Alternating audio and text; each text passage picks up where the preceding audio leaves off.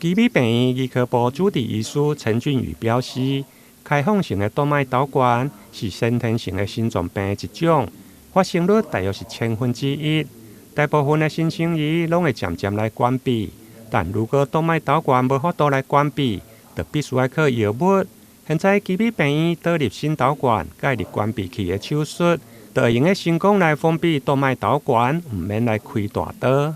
开放性动脉导管是先天性心脏病的一种，发生率大约是1/1000。通常在出生的前几天，这条血管会存在，但是它大部分都会随着天数逐渐闭合，就没有产生症状。但是大约有1%，它是会持续的打开。那这种状况的，如果持续有的话，在婴儿可能会考虑用一些药物。但是如果它持续开放的话，到了再大一点的小朋友，我们就会建议要把它处理。假如他有症状，包括他有心律不整，或者是心脏扩大，或者是持续的心杂音，导致的一些，譬如说我的发育迟缓，或者是体重长不大，或是喂食困难等等的症状，那我们就会建议去治疗它。那现在的医疗技术非常的进步，那主要的方式都是用心导管去帮它关闭。那不仅不需要开刀，敞开心胸，那术后的恢复也非常的快，那术后的并发症其实也非常的少。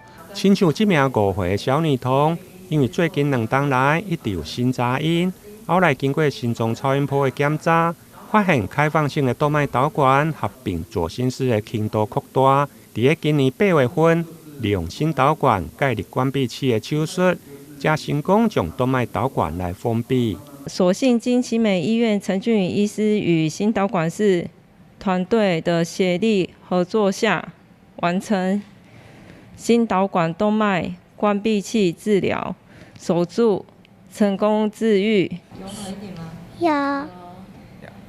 你准备什么呢？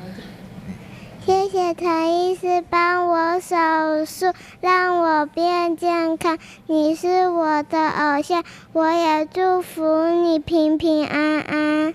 基比病院对2022年引进心导管介入封闭器的手术，到现在已经完成6例手术，包括心房总隔缺损的关闭术、开放性动脉导管的关闭术。经过追踪，目前后续的恢复拢良好。